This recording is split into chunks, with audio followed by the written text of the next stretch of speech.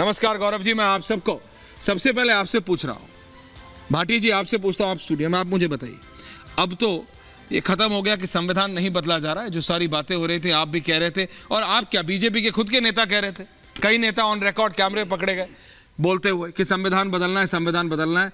The man himself spoken the final word.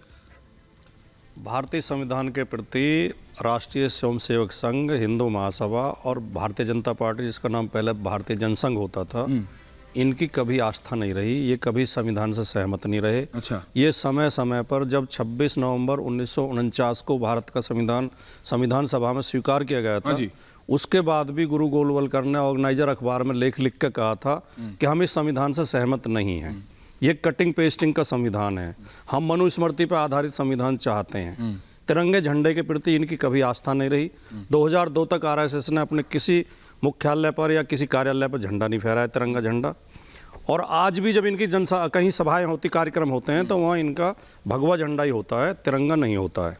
अच्छा। ये चाहते हैं कि भारत का झंडा भगवा हो, इसलिए संदेह पैदा होता है। और इनके नेता समय समय पर बयान देते रहते हैं कि हमें संविधान में परिवर्तन करना है, संविधान में आपातकाल के दौरान सबसे बड़े पंथनिरपेक्षता और समाजवाद बोल दिया, संविधान नहीं प्रधानमंत्री को कोई बदला जाएगा। देखिए, प्रधानमंत्री के शब्दों में कोई जनता की आस्था रही नहीं है। अच्छा। प्रधानमंत्री के शब्दों पर इस देश में किसी को विश्वास नहीं है, सिवाय भक्तों के। अच्छा। जो भाजपा भक्त हैं, या भक्त से मतलब वो भक्त न लगाए जाए भगवान वाले, जो मोदी भक्त हैं, जो भाजपा भक्त हैं, अच्छा, उनके सिवा किसी को इनके शब्दों पर विश्वास नहीं है, क्योंकि मोदी जी खुद समय समय पर बदलते रहते हैं। मोदी जी ने 16 में जब नोटबंदी की थी, कहा था मुझे 50 दिन दीजिए बहनों और भाइयों, फिर कहने लगा मुझे 2022 तक दीजिए, 2022 तक मैं किसानों की आमदनी दुगनी कर दूंगा, 100 स्मार्ट सिटी बना दूंगा, बुलेट ट्रेन चला दूंगा, सबको रोजगार दे दूंगा। अब कह रहे हैं मुझे 2047 तक का समय दीजिए। तो इनकी ओपनिंग कमेंट्स, कौन विश्वास करे? ओके, आम आदमी पार्टी, और फिर गौरव जी आपसे फर्स्ट रिप्लाई लेना। आम आदमी पार्टी, राजेश गुप्ता जी, आपकी प्रिय मित्र, आपकी पार्टी की और बंगाल की मुख्यमंत्री ने भी जो कहा उस पर भी मैं आपकी टिप्पणी चाहता हूं। हाँ राजेश जी, और फिर बीजेपी रिस्पॉन्ड करेगी फर्स्ट। हाँ बोलिए राजेश जी। ऐश्वर्या जी, आपको आपके पैनलिस्ट और आपके सभी दर्शकों को कल की रामनवमी की बहुत बहुत शुभकामनाएं। आपको भी साहब। देखिए, आप टीएमसी की टिप्पणी टीएमसी से ले तो ज़्यादा अच्छा है, लेकिन मेरा ये कहना है कि जो अभी सपा के प्रवक्ता भाटी साहब कह रहे थे, उस बात को आगे बढ़ाते हुए कि सच में यकीन तो अब किसी को रहा नहीं है। अच्छा। क्योंकि अगर आपको याद हो तो उन्होंने तो कहा था कि नोटबंदी के लिए कि मुझे चौराहे पे बुला लेना, और अब कोर्ट की तरफ से आ चुका है, जस्टिस नटराजन ने कहा कि 98% पैसा तो वापस आ चुका है, तो काला धन कहाँ रहा, है ना। तो ये सिर्फ बेकार की बात है। और जिस तरीके से सुप्रीम कोर्ट ने जिस तरीके से इलेक्टोरल बॉन्ड पे कहा है, और शरद रेड्डी से जो 60 करोड़ रुपए लिए, हम रोज बोलते हैं उसका कोई जवाब नहीं देता, उसके बाद में उसको बेल दे दी, उसी को अप्रूवल बनाया गया, उसी के ऊपर अरविंद केजरीवाल जी को आज जेल में रखा हुआ है। तो अब कोई गली गली में आप जाओगे तो अब तो जो भगत, मैं भाटी जी को कहूंगा, भाटी जी जो भक्त भी थे ना, आप उनसे पूछिएगा, अब तो वो भी कह रहे हैं कि भाई अब यकीन नहीं रहा, अब तो कुछ दाल में काला है, साफ पता लग रहा है। क्योंकि इलेक्टोरल बॉन्ड इनके ऊपर पूरी तरीके से सबको पता लगा है कि भ्रष्टाचार को भगाना नहीं चाहते।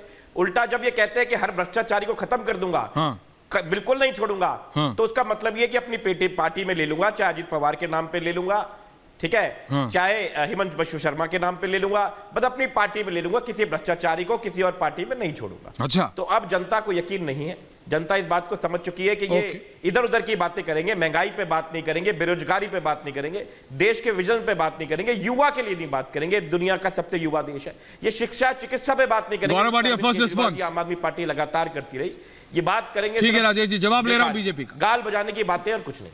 Okay, BJP first response. Gaurav ji, Sapa को भी सुना, आम आदमी पार्टी को भी सुना आपने।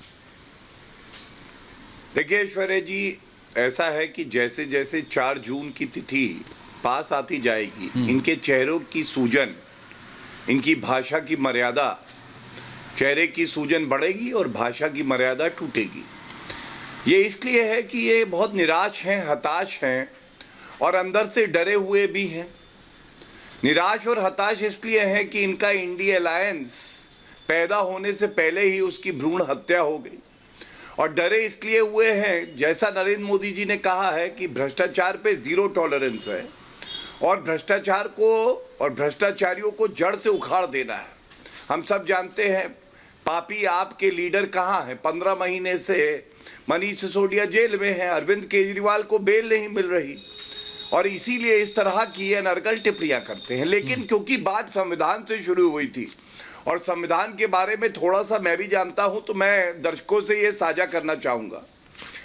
पहली बात, संविधान को संशोधित करना कोई गुनाह नहीं है, बल्कि अनुच्छेद 368 संविधान का खुद ये कहता है कि आप संविधान को संशोधित कैसे करेंगे। नरेंद्र मोदी जी ने स्पष्ट कर दिया है कि जो मूल भावना है, जो हमारा बेसिक स्ट्रक्चर है संविधान का, उसको आप नहीं बदल सकते संशोधन से भी, वो कभी बदला भी नहीं जाएगा। नरेंद्र मोदी जी की बात पहले करते हैं। उन्होंने संविधान को अगर संशोधित किया तो किस लिए किया, सुनिएगा, ये बड़ा अहम है जी।